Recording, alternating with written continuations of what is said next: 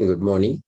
So what we will do in this class is we will go through each and every question that was given for your midterm exam. So I'll go through now each question one by one. The first question is about drawing a PDF probability density function on a given statistics of your image, computing the performing histogram equalization, and then performing contrast stretching and to just draw the PDFs of it. Okay. So let me go through it in bit more detail now, step by step. So I had told that the image given is 100 by 100. 8 bits per pixel are used for storing its intensity values. That means then the maximum intensity value that you could store is 255. 255, 255, right? See, one thing that people have done by looking at this is they were taking that total number of pixels equal to 1000 or 10,000 here, right? And then 10% means how much it is into 0.1, so 1000. They were all writing that, but I don't think that is required. The reason being, you need that PDF to draw a PDF. Essentially, the percentages are good enough, is it not? So some people might not find the time enough because they will be doing some such things. So this is one thing that people have done, which is not necessary. I just gave you some number there, but I could have even avoided that. But just I gave you to see how you approach that problem. That's point number one. Second thing, mistake which many people did, quite a few people, if not many, quite a few people did, is drawing the PDF. This was something that I was surprised that I was not expecting this. People were drawing this PDF as like this. This is the PDF people were drawing. Is there anything wrong with drawing this PDF? What's wrong with this PDF? A PDF is supposed to be discrete. Yes, that's right. And what is the basic property of your PDF? There is one simple property that probably the first thing you would look at the moment you see a PDF. Discrete, that is a very important thing, of course, that itself will rule out drawing anything like this. Another thing also, which is the common property that you will look at the moment you see a PDF. The sum is equal to 1. Correct, correct. The area under the curve should be 1 if it is a continuous thing. So the moment you are drawing something continuous, what does it tell you? It tells you that it has all these intensity values, not only those intensity values, but also the values in between, not necessarily integers itself, because you are drawing it like this.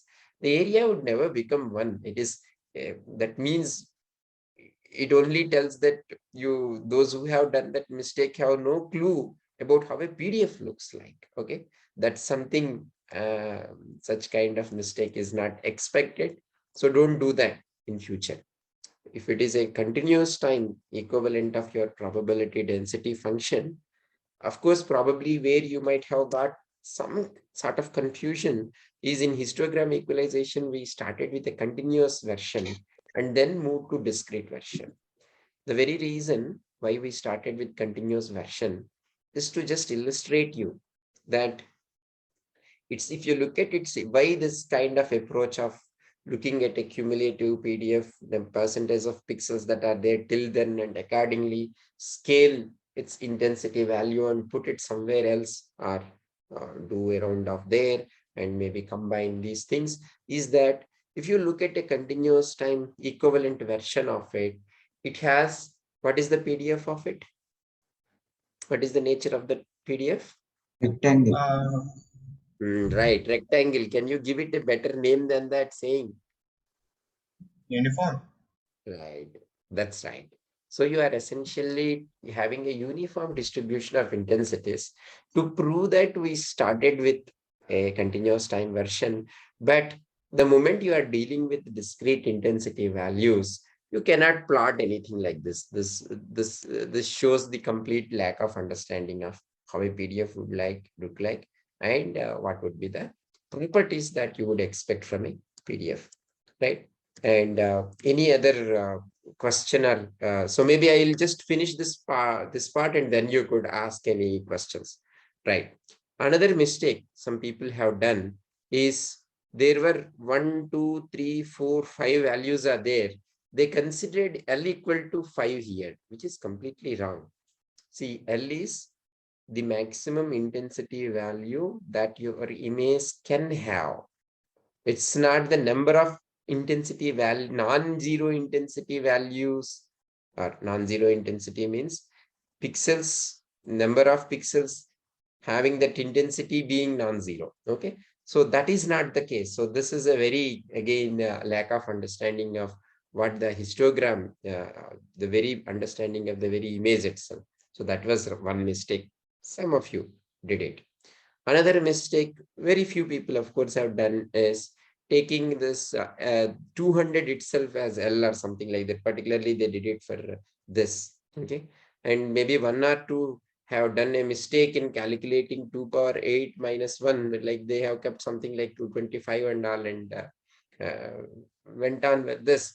Of course, this is something you should know on any given day, on any, you should be knowing 250. That will be a number that you will remember by heart. Okay, so because you come across images, maybe for other number of bits you may forget it, but at least 8 bits per pixel being the most common thing, you should never forget that. That should be hardwired for you. Okay, so with these things, let me go now to this. So one more mistake, which is not very serious as such, is that when you have 250.5.5, I even made clarification to what I wrongly told in the first class of discussing histogram equalization, is that you will take floor of whatever the result you got, right, plus 0.5, right? That's how you do it. That's what I, by mistake in the first class, I kept seal, if you, any of you remember by any chance. So that means anything less than to 25.5, you would make it to 25. 25.5 to anything above that, you would make it to the next coming integer. So that's not a very serious mistake as such, because in terms of quality, you won't see much of a difference. It's just shift of one value. That's a minor mistake, but still that is something that can be corrected. Maybe another mistake people were doing here is if they are getting 25.5, they are just using 25.5 itself in the histogram. If you are getting 178.5, they are just drawing it for 178.5. That's not correct, because your intensities can be integers only at the end when you are storing and displaying it. So that you should already take care, although in the write-up you are not showing an image, but you, all of you, have done this lab assignment, programming assignment, first programming assignment where you are doing this. So this is something that you should approximate it to the nearest integer value.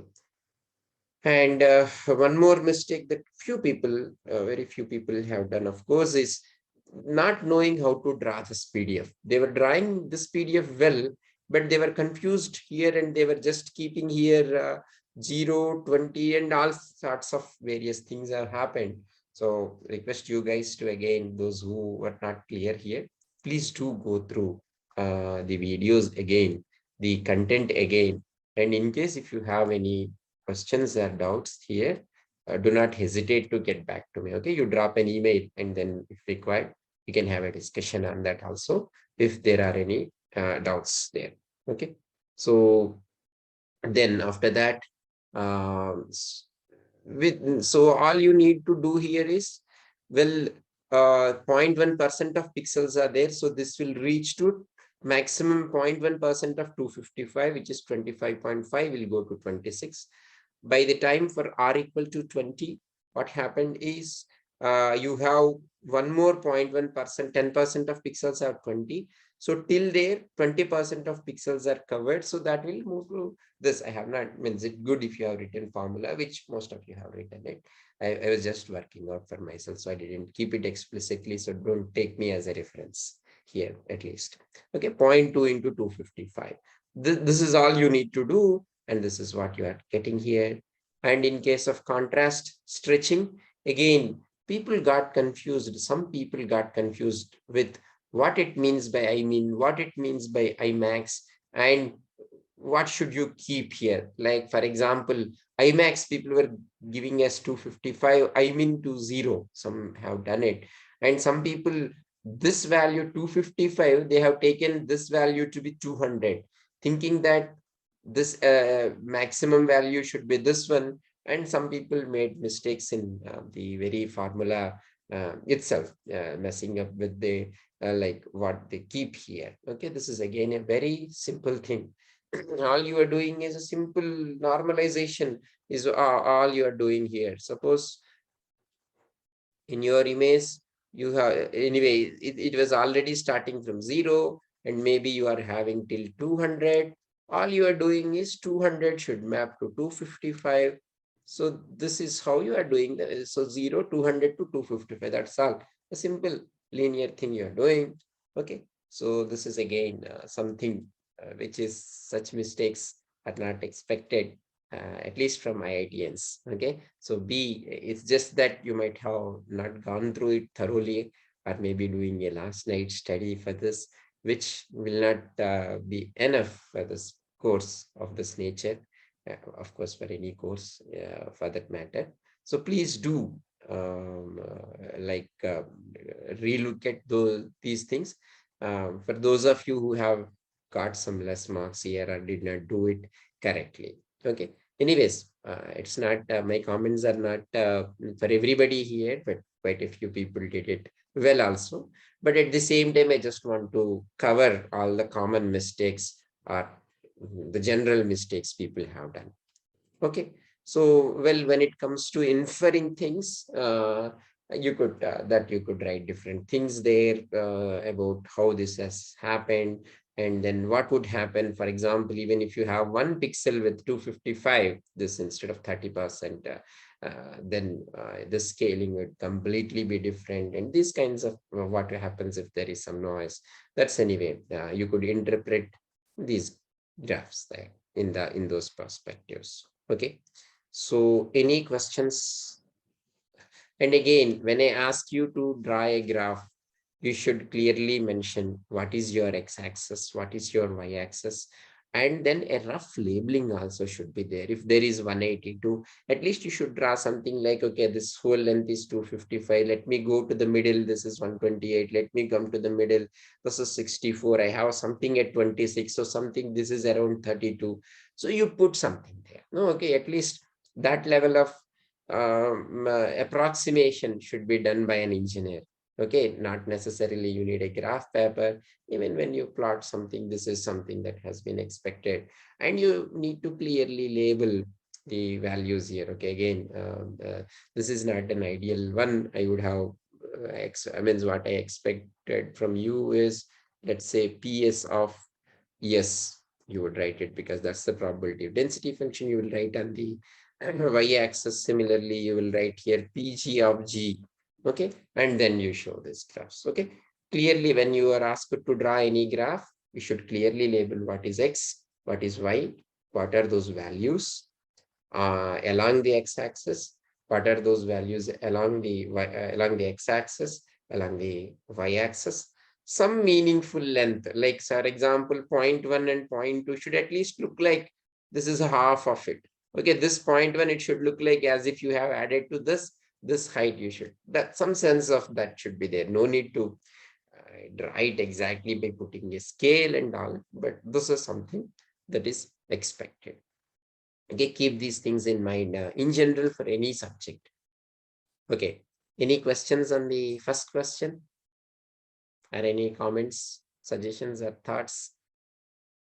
This I was expecting will be a takeaway for everybody. So this, those who have followed the class, there is nothing kind of no twists and turns here. This is almost a plain one where most of you have scored quite well. If not 10 marks, most of you had scored close to 8 to 10. Most of you had done that. But these were some things I want you to keep in mind. The next question is also a very simple straight away thing, where you had to first write the expressions for correlation and convolution. This again, I'm surprised that some of you could not write this. Uh, one thing that quite a few people made a mistake is, I mentioned that the kernel is varying from minus W to W. In the class, when we discussed, we considered a kernel of size W. Here, what is the size of the kernel here? That I asked you to write that. What would be the size if when I gave you 2W that plus thing? 1. Right, 2W plus 1. But there are quite a few people who are writing all things like this, minus W by 2, 2 plus W by 2. Okay, this summation they are writing, that's completely wrong. Your size is different. You should not just put the same formula everywhere. You should see what is the size here, what is the notation followed. If I might have used in the class X and Y here, and maybe U and V here. So then accordingly, you should correct your formulas here. So this is one common mistake that quite a few people, whoever made a mistake here, did this mistake in particular. So they were writing the same thing which was given in the classroom, but that time I was considering the window size is W. But now it has clearly given it's varying from minus W to W. So your life is much more simplified here. You just need to write here minus W2 to plus W2. And there are quite some people who messed up with this kernel. Instead of, so here, your locations in your image are like U and V, and your window size, when we are talking about, when you are changing that, here, this is being your center. It is varying from minus W2 to plus W, and here also minus W2 to plus W. This is your kernel, and minus W2 to plus W are indexed by X comma Y. People are writing this as K of U comma V, some of, not everybody, as I said earlier. Okay, K of U comma V will completely will fail here. Should not be writing that way, because assume that I have an image of size 100 by 100. Then this could be something like your U comma V could be 90 and 90. Here, if you consider a 3 by 3 kernel, right? What is the maximum value and minimum values that your K is non-zero for? If I consider a 3 by 3 kernel, what are the values of U, X and Y for which there could be a non-zero value in this kernel? Sir, can you repeat that again? I was a little Yeah. confused. See, I could write it, this also for all other values here, it is essentially zero, right? Beyond this 3 by 3, that's what it means. So anyways, maybe I'll just answer myself. It is only minus 1 to plus 1 in both X and Y. If you go beyond that, this value K of XY will be 0. Correct. So you just need to vary. You should never write it as K of U comma V, because in the image it might be of size 1000 by 1000 or whatever it is. But here your K, you will be wherever you go, there you would be just keeping this kernel there, and you will be doing from minus W to plus W in X and Y only. That's a very gross, unacceptable mistake if you are writing there K of U comma V. Okay, same thing with similar mistakes were made for convolution also, where people were using here instead of xy u comma v, that means u comma v can vary from let's say your image is 1000 by 1000, from 0 to 1000 and 0 to 1000. On the other hand, your kernel would vary from minus w to plus w, both in x and y directions. So this notation, it has a completely different interpretation, and that no more is a correlation or convolution formula. Okay, so then so this, anyway, you could write you could either flip your kernel or flip your image, in the sense flipping your image, in the sense when you are looking at here minus w, from that point you will go plus w here and multiply it, or when you are this you take here, when you are x equal to w, In the kernel, you pick up the value which is there at -w. Okay, same with the y direction. So either of these two you could use. That's about the formulas or mathematical expressions for convolution and correlation. After doing a course in MLIP, and if you go for an interview, these are such a fundamental things where you should never commit a mistake. That gives a very like a bad impression of how you like the of our understanding. Okay, so that's the formulas. And then part B, I asked it for horizontal edge detector. So this again, I was kind of cautioning that despite this being discussed, still students would commit mistake and get confused between a horizontal edge detector and vertical edge detector. And this has been a common mistake. I was telling, I think, multiple times, but good thing is number of people who committed it came out. So which is a good thing. One thing people were writing is the vertical edge detector, so which could be like -1 here, +2, +1, +1, -2, -1, -1. Okay, some people came up with weird numbers there, but most of you again, I'm glad many did it correctly. So that's the correlation mask. Some people got confused between, I think again, this number is very less. I think I'm not sure if anyone did. Yeah, maybe one or two is correlation versus convolution mask. If you get any doubt about this, just get back to what is the formula for computing a derivative. Why did we arrive something like this? So that if you base your answer, if you look at these things based on that logic, it will become very obvious to you. Okay. So in one case, you get 6, and another case, you get -6. If you are asked to convolve with this mask now, and you are asked whether this could be used for still computing the edge. So some people answered here saying that pixel intensities cannot be negative. We got here a negative value.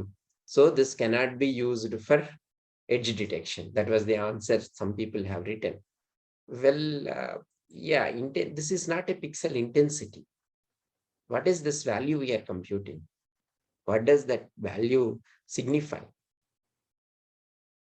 At least first let's look at the kernel with the convolution kernel. What is this number we are calculating? What does it tell us? Magnitude of Uh, horizontal vertical gradient. correct, correct. It's the magnitude of the horizontal or gradient in the y direction. Why can't the gradients be negative? It can very much be negative. But of course, it is still, if you want to compute the magnitude, then you will be doing, of course, gx square plus gy square under square root. And once you do it, of course, it doesn't really matter whether you have a positive sign or negative sign, because at that time, you would be taking square of them or computing it. Or even the practically for computational efficiencies, if you might use a formula like this, magnitude of gx plus gy, which is a approximation to this, because you are anyway relatively comparing the magnitudes and then putting a threshold. The threshold would vary, but still the kind of what we were discussing as asymptotically increasing or whatever, that quality would still be retained. So relatively, if one of them still the relatively strong edge will have more magnitude irrespective of whichever you are going to compute, except that the threshold you may use could vary. Okay. So, and again, what I was expecting is from these two masks, and once the moment you look 6 and -6, you would realize that if you multiply this whole thing with -1, you are getting this. So that's easy to look at, easy to get that, right? So, which means you can still use it, but all you would observe there is a only sign change. Anyways, most of you guys did it. So it is for those who missed it. I'm telling that you just multiply with the negative sign there and you would see that it would result in the other mask. Okay. So that's all. This is again also a very simple, straightforward question, which again, this 20 marks should be in your bag without any trouble as such if you had gone through it thoroughly. It's okay if you missed something, you please go through them. It only tells that you need to revise things a bit more and learn it in a more concrete manner. Coming to the third question, um, compute the, so you were given, it's a two-class problem. There were two classes. The feature vector has a dimension of one-dimensional feature vector, your L equal to 1.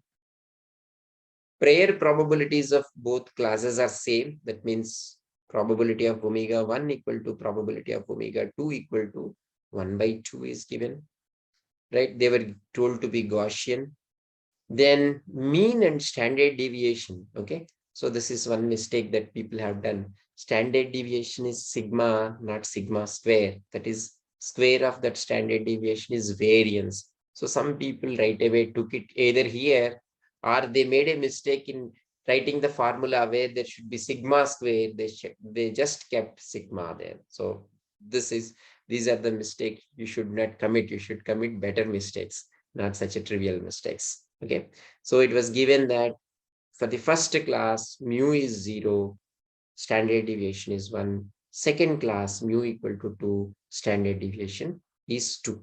Okay, this is something which I have given as somewhat a little bit of extension to what we studied, and I have purposefully hold this without discussing and without solving a problem myself, because I wanted to see how you apply and how do you look at these problems yourself rather than just mechanically putting the numbers here. So anyways, you should be able to, first thing is I asked you guys to draw these things, rough sketch of these PDFs also I have asked you to draw. By properly paying attention to the way you draw these PDFs, that itself should give you what to expect as an answer here. So anyways, just to complete what's the question is, in the first case, assuming there is a minimum error probability. That means, what does that mean? There is no penalty variance for misclassification from class 1 to class 2 or class 2 to class 1. That is not there. When such is the case, what were the decision boundaries? That means within this boundary, if it is in so and so region, you would assign it to class 1. If your X is outside this region, you would assign it to class 2. As simple as that. So these are the decision boundaries. By the way, these are not lines. Of course, for our convenience, just to show, we have plotted something like this. Of course, in the textbook also he plots in the same way, and I also done it same. But it is in fact X bar, you are doing it. So in X bar, this is just a point. So hope many of you, anyway, there is no question on testing this, whether you thought it as a point or line, but just want to make it clear. Okay, so one common mistake while when I ask you to draw the PDFs is, what would happen to the magnet? Suppose I increase the variance, what will happen to the maximum value of that class? I increase, there is one class, okay? Suppose here, this itself we can take. Okay, let me draw It again. will decrease. Yes, so people were drawing the same kind of Gaussian, just moved here. No, magnitude will come down or increase, like whether depending on whether sigma is in, if sigma is increasing, magnitude will come down, because it is like you have the same amount, you have to distribute to more people. So at any given point, the maximum that anybody gets, you are not distributing it equally, but still the maximum that you could give to anybody, because even more people should get it, that will come down. Again, the better way to say it is area under the curve should be 1. PDF property. So that's one common mistake people were making. Second mistake, at least some field should be there when you see double the standard deviation. If one is coming like this, let's say, again, I'm not drawing it in a proper like orientation. So bear with me, don't make mistakes like I'm drawing here. So this again, labeling should be there. So this is, for example, at 0, it is centered, the Gaussian. if I plot something like this, okay, and suppose if I am plotting for 2 here, then this would spread for a longer distance here. It would peak here and would come here like this, right? So obviously, the moment you plot it, I orally mentioned it. I have not explicitly solved an example because I wanted to give this example and see how you do there. There will be 2 points here, this and this. There are 2 intersections here. Let me call this as x1 and x2, this being my x value. So yeah, so the way you plot the variances, the way it dies down should also be different. The moment, these are all you need to, it's okay, you don't have to calculate really what is this maximum value. I'm not expecting you to calculate, but I am not expecting either for you to just draw like this. People were drawing Gaussian curve. This curve is like this, okay, this curve is like this, not even just a u, right? Inverted u people are drawing. This is not, you cannot draw a Gaussian like this by putting just like this and this is not acceptable. At least some feel of Gaussian should be there. The variance should, the maximum difference should be able to see it. The way things got spread along the x-axis, that difference should be, should get reflected in what you plot here. Okay, those are important things. Please do. And then here it is okay. It means it is great if you calculate what would be the values here maximum, but that is maybe a overkill unless I ask you as a part of my question, what would be the maximum value that you would get there? Then no need to do that. But at least you should mark here too, right? Somewhere once you calculate this, you should mark what are all x1 and x2, and you should not leave putting values like -10 plus or minus 4 into 2 into 14.3 divided by 4, 2 into some 3, and expecting me to solve and just keeping that plus one side minus on one side is not acceptable. This is the problem you need to solve here. So those numbers you have to solve. And then you tell me now interpretation on, suppose if I got x1 and x2, and this is class 1 and this is for class 2, to which one do you assign here? When do you assign a given x to class 1? When it is less than x. Right, when it is there in between x1 and x2. This is But people. we won't, we can reject x1, right? Because it won't be counted as a decision boundary.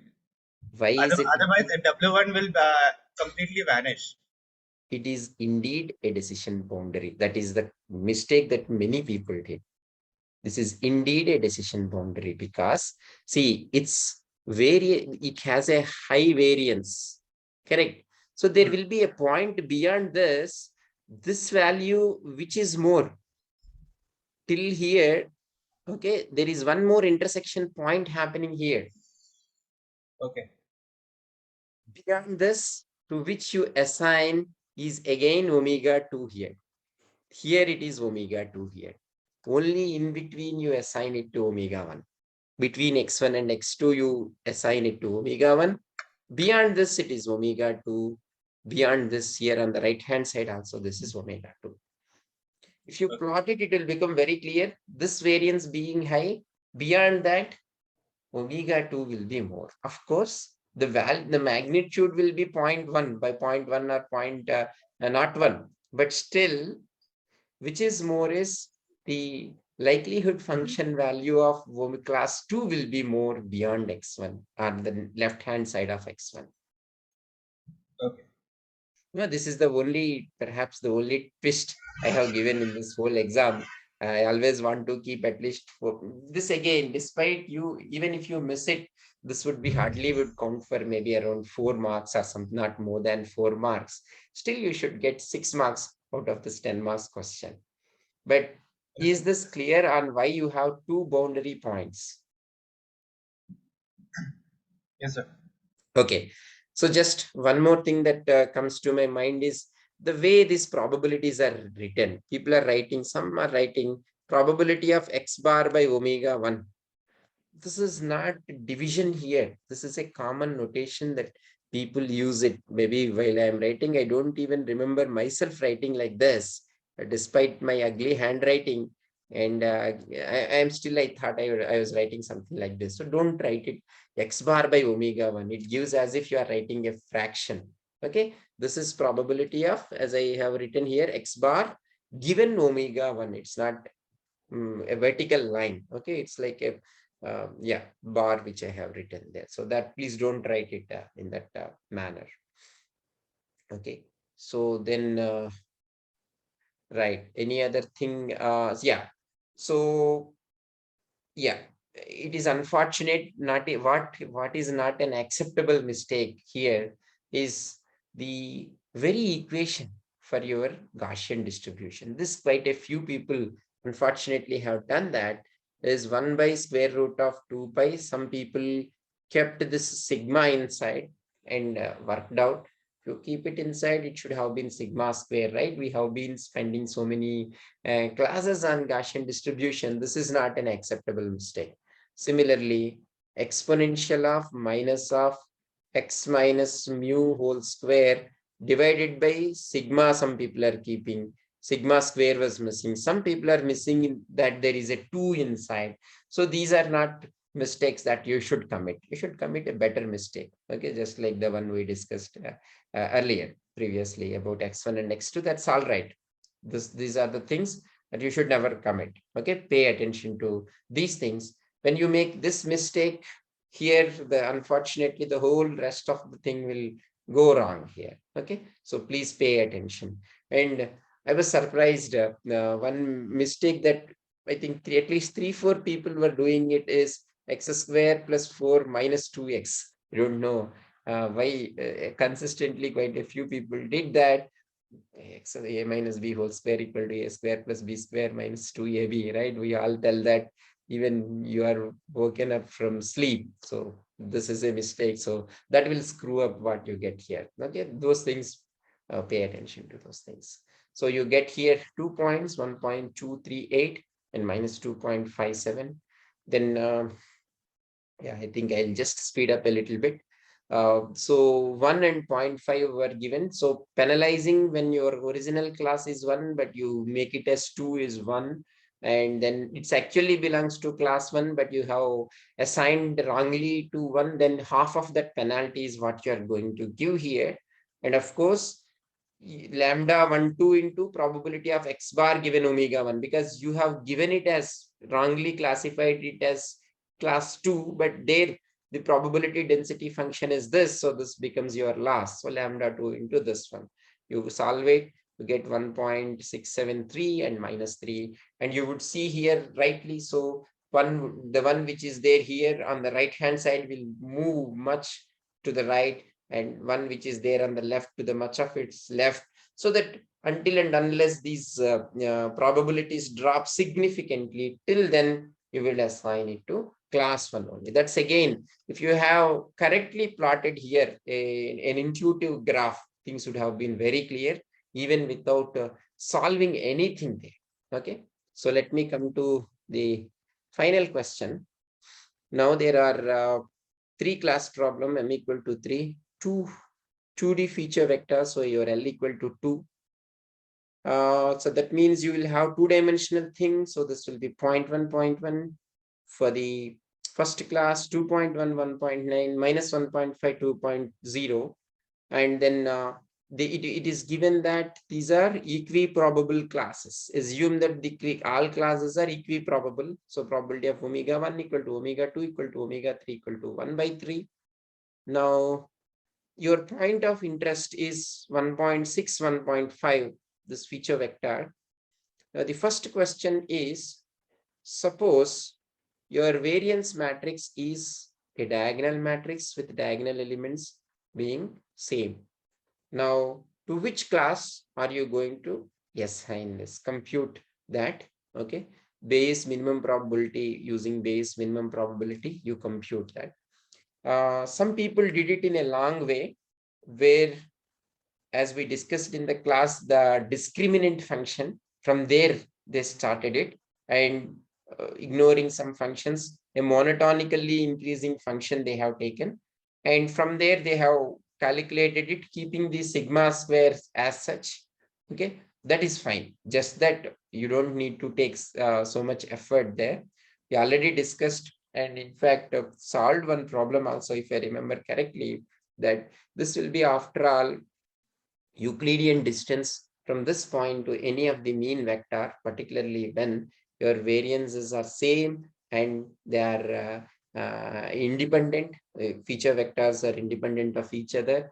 We have already seen in the class that it is enough to base your classification on computation of Euclidean distance from this point. Okay, so that means Euclidean distance computation is x bar minus mu bar. Okay, so all you need to do is L2 norm. Okay, some people would have calculated square root also, but it's okay. That means it will give you the same result, but taking square root, you could drop that square root also, because still it's a monotonically increasing one. These are all, after all, you are looking at the relative magnitude. So you could simply calculate, nothing wrong if you had done a discriminant function you have taken and did that, provided you did it correctly. If you do it, there is nothing wrong with that, but that is not required here. This is a very special case which we have already spent some good amount of time in the class. All you need to do is computation of Euclidean distances, and whichever is minimum, you assign it to that particular class. Okay, people have actually started from Gaussian distribution, there they come down, that's also is okay, but this is in fact much simpler than that. And yeah, so obviously you could drop the sigma square, doesn't have any impact on that, because otherwise it would not have been Euclidean distance. Some people calculated Mahalanobis distance for both, keeping sigma square as it is, that's also is okay, but as I am repeating, it's simply Euclidean distance is good enough. Okay, now the sigma, when you have, again it is mentioned that this covariance matrix is the same for all classes, so Mahalanobis distance would be good enough to you. And these numbers are given such a way that you will get a simple 2 here purposefully. So people have left it this way, could have but simplified, but that's also is okay, because this is a common factor. That's again is fine. Okay, so x bar, people have messed these things a little bit sometimes, but again, the thumb rule for you is look at the dimensions everywhere, even Gaussian distribution. When you have it, always pay attention and be sensitive to what is the end, particularly when you are dealing with vectors and matrices. What is the final dimensionality I should get? Is that matching with that? This is a kind of reverse engineering that will help you in case if you are committing a mistake with the way you are arranging your terms. Okay, anyways, here you would get 2.361, 0.241, 9.419. Again, this Mahalanobis distance being small, you would assign it to class 2. Okay, so with that, we are done with the question papers.